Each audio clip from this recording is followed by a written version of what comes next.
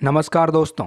Elections commission की website के आंकड़ों के अनुसार 2019 के चुनाव व 2024 के चुनावों का मैप अगर आप देखोगे तो बीजेपी को बहुत बड़ा झटका लगा है। बीजेपी को खास तौर पर उत्तर प्रदेश, राजस्थान, हरियाणा और सेंट्रल पार्ट स्पेशली महाराष्ट्र और नीचे की तरफ कर्नाटका, इन जगहों पर भारी नुकसान हुआ है। अगर ओवरऑल देखें तो एनडीए को 2019 के मुकाबले 62 सीटें कम मिली हैं और इंडिया गठबंधन को 2019 के मुकाबले 102 सीटें ज़्यादा मिली हैं। दोस्तों, 2024 के इलेक्शंस भारत के राजनीतिक इतिहास में एक बहुत बड़ा बदलाव लाने वाला है। 2024 एक टर्निंग पॉइंट है क्योंकि दोस्तों 2014 से पहले भारत में राजनीति का पैटर्न पूरी तरह से अलग था। 1984 में इंदिरा गांधी जी की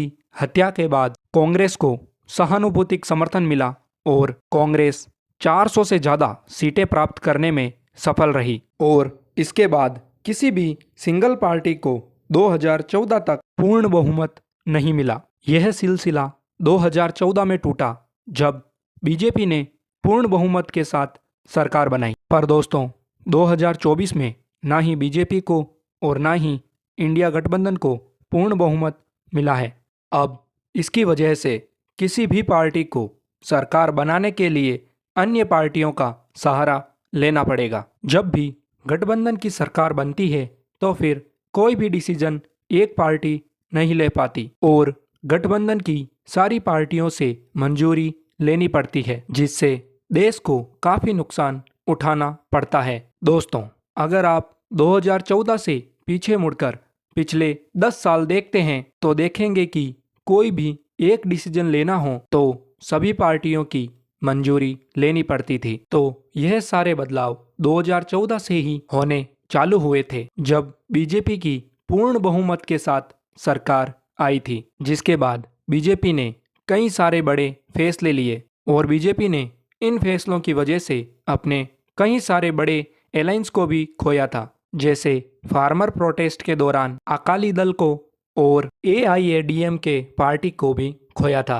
उस समय बहुत सारी पार्टियों ने बीजेपी का साथ छोड़ा था, परंतु दोस्तों अब देखने वाली बात यह है कि बीजेपी बिना गठबंधन के सरकार नहीं बना सकती। अब बहुत सारी चीज़ें चेंज होने वाली हैं। अब यहाँ पर टीडीपी के लीडर चंद्रबाबू नायडू और जेडीयू के अध्यक्ष नीतीश कुमार किंग मेकर साबित होने वाले हैं। यह दोनों ही पार्टियां पहले इंडिया गठबंधन के साथ रह चुकी हैं, पर वर्तमान समय में दोनों ही पार्टियां बीजेपी के समर्थन में हैं। यह तो स्पष्ट है कि इन दोनों पार्टियों के बिना बीजेपी सरकार नहीं बना सकती। दोस्तों, गौर करने वाली बात यह है कि प्रधानमंत्री नरेंद्र मोदी और बीजेपी पार्टी के अन्य कार्यकर्ता लगातार 400 पार की बात कर रहे थे और 2024 इलेक्शंस में बीजेपी का मेन मुद्दा ही राम मंदिर था, परंतु इस मुद्दे का बीजेपी को कोई फायदा नहीं हुआ।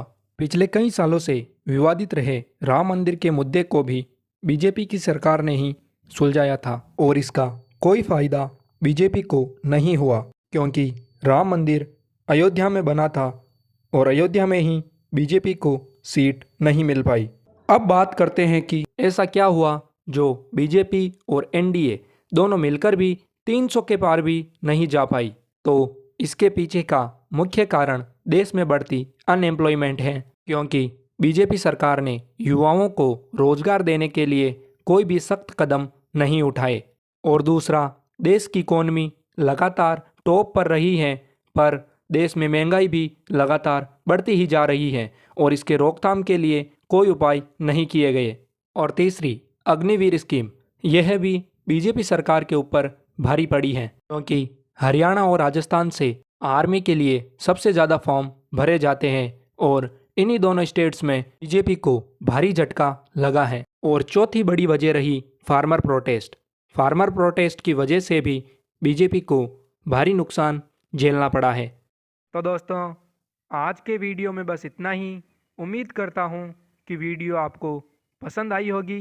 दोस्तों, अगर वीडियो आपको पसंद आई है तो वीडियो को लाइक, कमेंट, शेयर करें और प्लीज़ चैनल को सब्सक्राइब जरूर कर लें। वीडियो देखने के लिए आपका धन्यवाद।